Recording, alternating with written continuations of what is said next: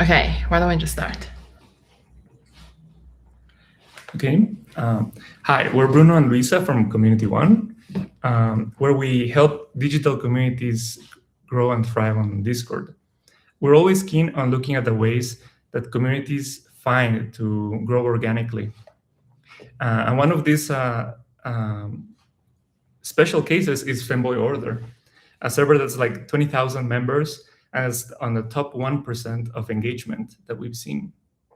So Luisa today is going to talk about a little bit about Femboy Order, about how they got to this stage, and maybe about the things that we can learn from them.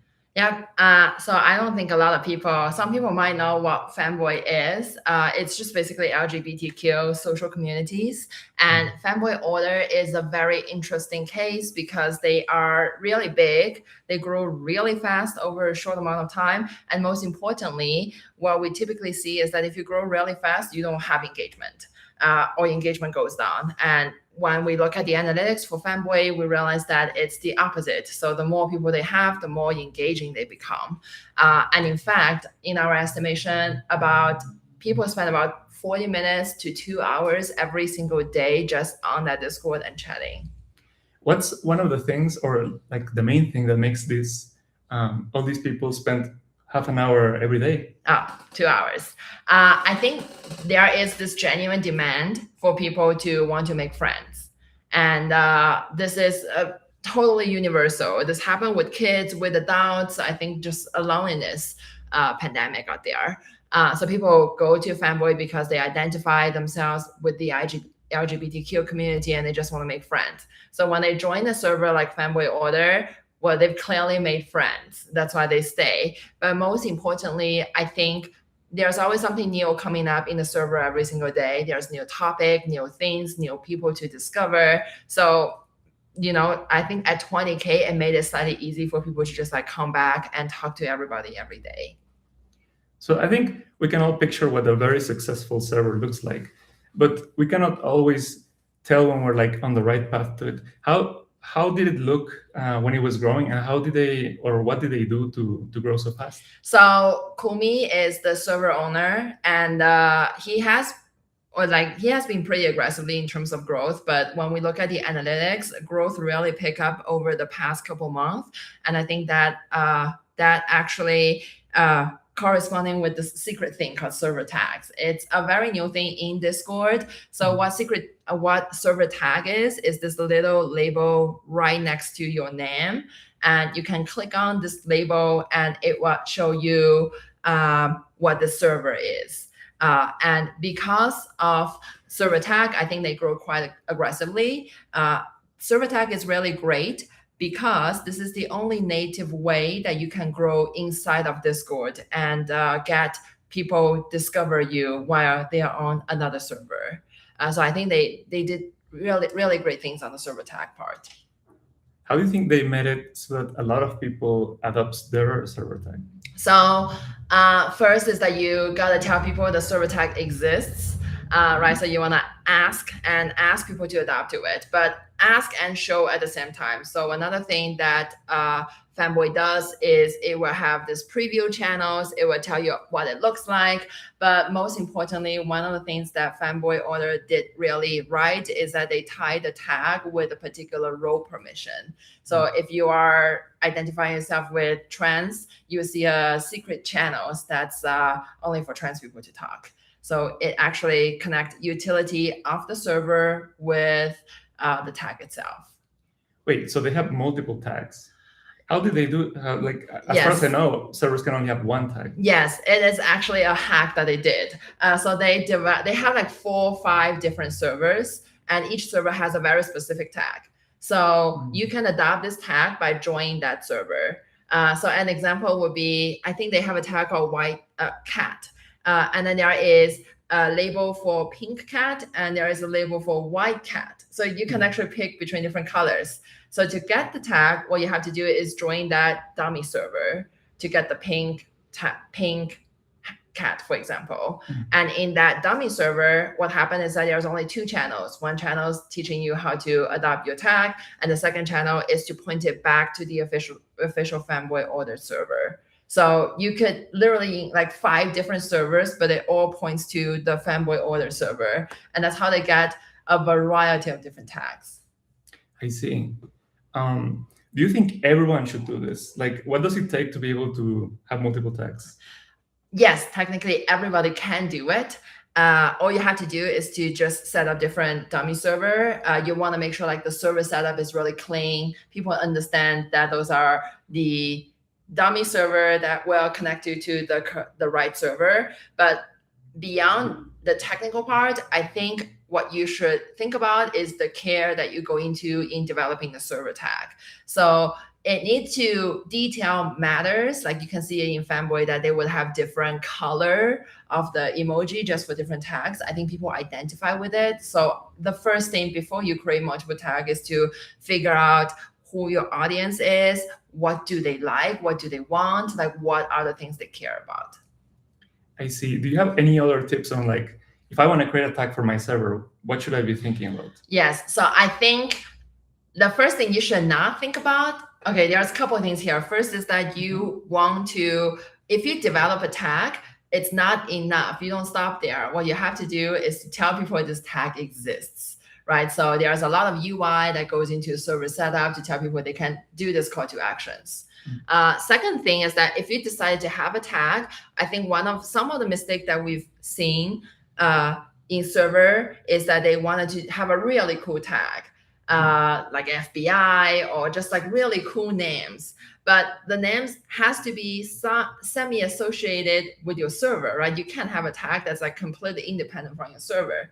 Because then people will click on it. People will be like, why is this related to this tag? And if you're lucky, they join a server, that's great, but they're just gonna bounce because your server is nothing about the tag. Or they're just gonna think that you're trying too hard, which is a big scene in Discord. Do you think that's like the biggest mistake people do when like picking a tag? Yes. So extreme, right? Extreme, and either you don't talk about it enough, you don't tell people enough, or you just try too hard. I think the perfect tag needs to be a combination of a couple of things. First is that it needs to have a catchy, like 5 letters, 3 to 5 characters that you have. Second is that it needs to like identify with the users that you are trying to recruit, or the members, right? Members need to feel like this is something that they can wear and they will be proud of, or this is like part of them. But the third part is that you can't really swing too far away from what your server actually provide. So that it needs to be a nice balance between those. I see. Do you think like with all of these changes, is Discord still an underrated platform for building a community, particularly from the point of view of like a creator? Yeah. Or, yes and no. I think for kids, a lot of like, I think Discord demographic group still is quite young, so they understand it. They understand that Discord is a place where you can spend like 14 hours a day, every single day on it. So it's not underrated for them. But if you're coming from a brand point of view, if you are pretty established creators, or you're just starting out, you don't necessarily think Discord is a great place. I think there are some issues with Discord that needs to be resolved. It's intensive amount of work. But the good thing is that you don't have to do all of it. Eventually, you're gonna get help. And you have to spend a lot of hours working on it. So that's, I feel like, is something people will be afraid of. But Discord is truly unique because in the community settings, you are not the only one that really spend efforts on it. It's really a group effort. It's like a bunch of people who really care about this common missions, and it's gonna help you get there. What do you think was like Femboy Order's approach to like the different jobs that there are on the server? So I think we should start with the responsibility of the server owner. Kumi, I think he really set the tone on like what needs to happen in the server. So as a server owner, the 2 jobs that you have to do, one is to set rules and set culture and set missions. So one of the stories when we're talking to the server admin is he was in another Femboy server. And what happened is that the moderation team didn't really do a good job in terms of getting people to obey the rule. So he hated so much, he decided to do his own. So one of the things that Femboy Order does really well is moderations. Set the tone, what is good, what is not good, and make sure everybody orders it. And the second part is that once you decide on what your mission is and what your rule is, you start to recruit. And in a server, there's a lot of jobs, especially as you get bigger and bigger. There's a lot of things you have to do, starting with moderations. There's technical moderations, so everything around server setup, and also actual moderations, right? Content. And second part is marketing. So in marketing, there's content writing. How do you talk about your server? There's like video YouTubers, small YouTubers to do like video marketing. So there's actually a lot of things happening in the community. What do you think is like the best way to recruit people for your Discord server? Yeah. So I think as you get bigger, it gets easier because everybody wants to be in a really big server and they wanted to have a leadership role. But there's like different framework that you have to do. First is that you want to have a clear responsibility and guidelines, like what's the role, what's the permissions, what they're supposed to do. And second, that you need a framework to check in. So Kumi does this thing where he give like shout out to their moderators when they do a really good job. So recognition. And the third part, I think is the most controversial part, is that you should consider giving some member admin role as kind of like the ultimate prize of helping you managing the Discord server. It's extremely controversial because people think admin roles should be only responsible for one person, but we do see it works really well with Femboy. People really wanted it, and people work really hard to get there and to become sort of like a co-owner of a community. I see. So it's like also about building a lot of trust. Yes. So you don't give people admin the first day, right, or the 10th day, right? There's clearly a long process. You understand the culture, and then you have your own proactive input on what it should be and where it should go before you give somebody admin role. So by then, I think you probably deserve to be the co-owner of a community. You think? I feel like most people find admin, like giving to someone in your community, very scary. Yes. Do you think like it's one of these situations where it's all or nothing, or can there be like an intermediate thing? I think there is a lot of intermediate ways that you can promote someone, right? You can progressively give them more permissions. You can give them ban, kick, all those other permissions, manage channel permissions, which is like the highest one that our bot would ask. But if you think about it on the incentive point of view, like admin is just such an easy thing to explain. You're a co-owner of a community. That's the ultimate prize that you can give it to somebody who really contribute a lot to your community. So I think if you are a social server, that's definitely something you want to consider. If you are more of an institution brand, maybe you want to do like a level below. Earlier you mentioned server setup. Yeah. How important is your server layout, and what are like things that everyone should be doing? So when we're looking at Femboy, I think we always think server setup is really important, but it takes on a different level. The reason is because how your server looks determines the first impression. It tells people what you are. You should never assume that people know what you are before they join your server. What you can do, so there are different things you can do on it. Are you hosting events? Are you being active? And very importantly, what you cannot do. That also shows up in the first server in many different ways, in a subtle ways. So I guess it ties to the second question about what you should have in the channels. You should think about a user journey as kind of like a music sheet. There's the fast beat, there's the slow beat, and there is everything in between. You have to understand some people like forums. So they like forum way of communicating. So they don't like to chat. It's like very foreign. Like I'm old, so it's very foreign for me to chat really fast. So they like forum better. So some people like that. Some people like voice chat only. They wouldn't even chat on general chat. Some people don't like to say in text. They like to send emojis first. So you have to like provide that kind of environment. So a great community, I think Femboy does it really well, is to just like tell you from the server setup, there are different things that you can do. There are different pace that you can allow yourself to be inside the server and start to get more familiar with it. Okay, but like, let's say that Femboy is already a big server and it has like a ton of channels and a lot of things to do. Yeah. Do you think like that's the end goal of a server, just to like try to cater to all the different things that people would want to do? Yes, I would say it depends on the mission of the server. So for example, us at Community One, we are more like support driven. So I don't know if that's appropriate for us. But if you are a social communities, like remember, there's a lot of people on Discord looking for friends.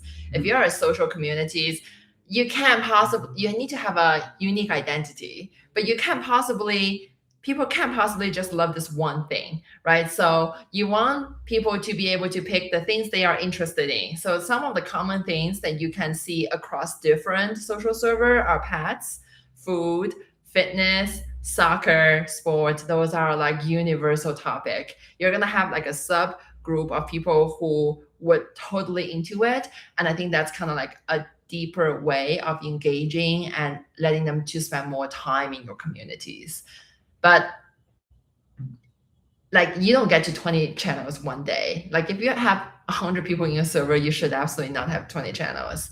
That's kind of like where the job of the moderator comes in, right? They notice something is happening, something is moving really fast. They notice people are talking about this thing. Then they add one channel after another after another. Do you think like you mentioned like people come to make friends? Do you think that should be like the benchmark? Like, perhaps if I could make friends in my own server, or I feel like is that a good way to go about it? Yes, I think yes.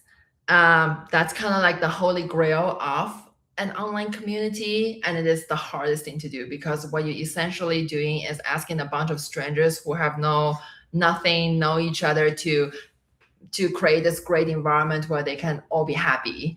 That's really hard. That's not something I'm glad to say AI cannot replace. You need to put a lot of care into it, and it's really like one member at a time. I think what Kumi did at the very beginning is that he is the one that literally greet everybody. Like it really is like building one person at a time sort of a journey to get to a wholesome place.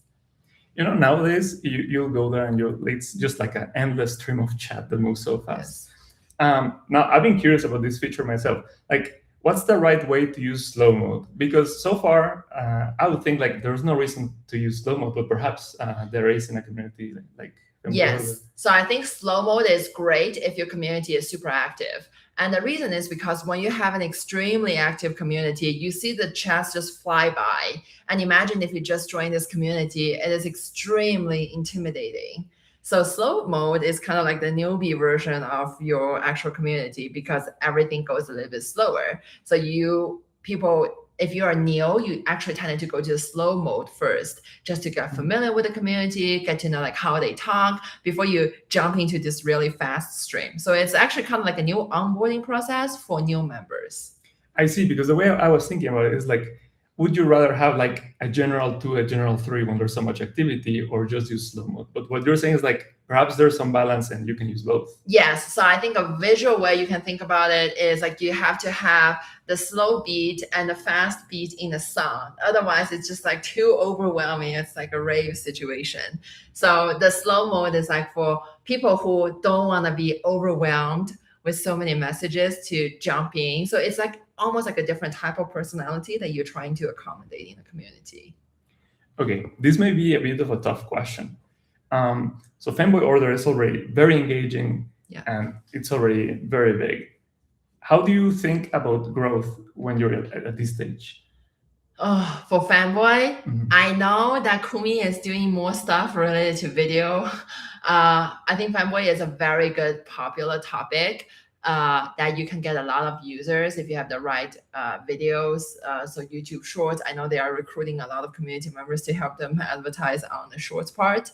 And I think one of the interesting things is how niche the community is. Like it's actually not that niche because there's like a whole universe of Femboy and different like long branches of communities that you can form. But like I would say like one of the things you need to do in your community is to like pick an audience, and you have to own this audience. Like you don't want to expand it to like non-Femboy, right? So once you have that, the message is clear. I feel like it's easy to do more marketing at that front, and you probably don't do it inside of Discord. You're probably going to try one of the social media platforms to continue to grow. Okay, so Fort Royale 2D says, hi, Luisa. Hi, everyone. Hi. Hi.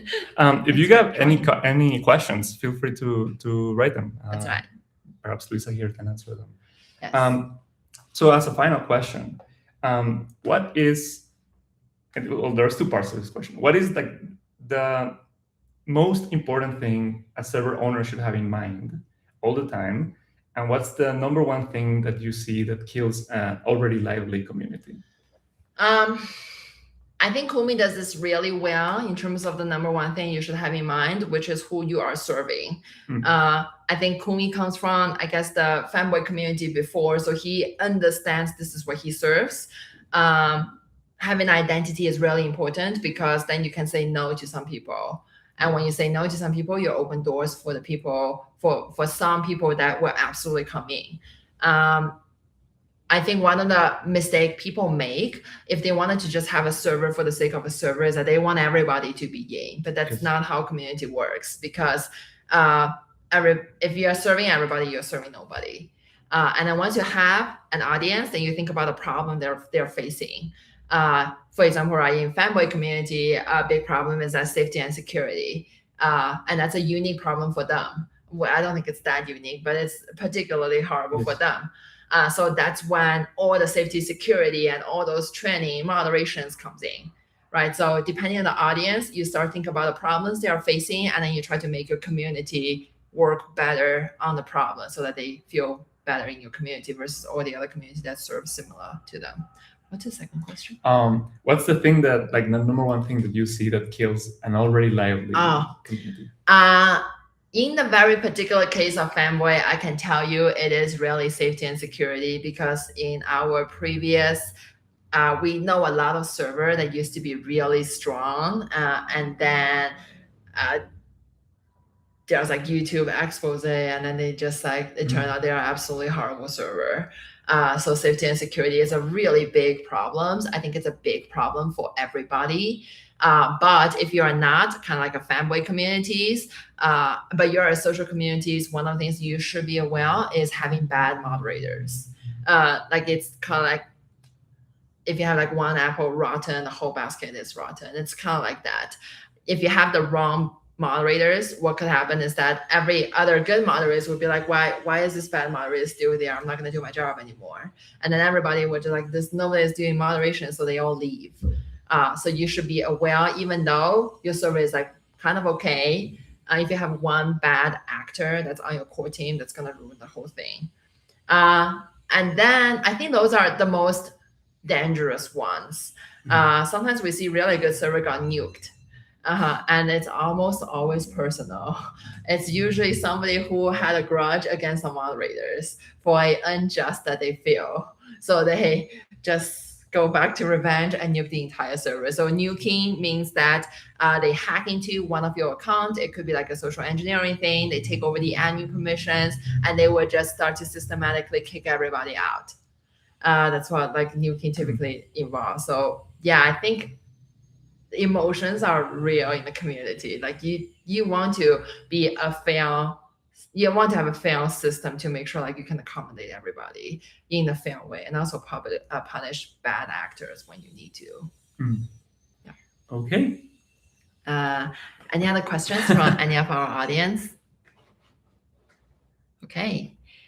If there is no, I appreciate that everybody shows up. We are going to circulate a higher quality version of this thing very soon, and we will see you next time. Bye. Bye.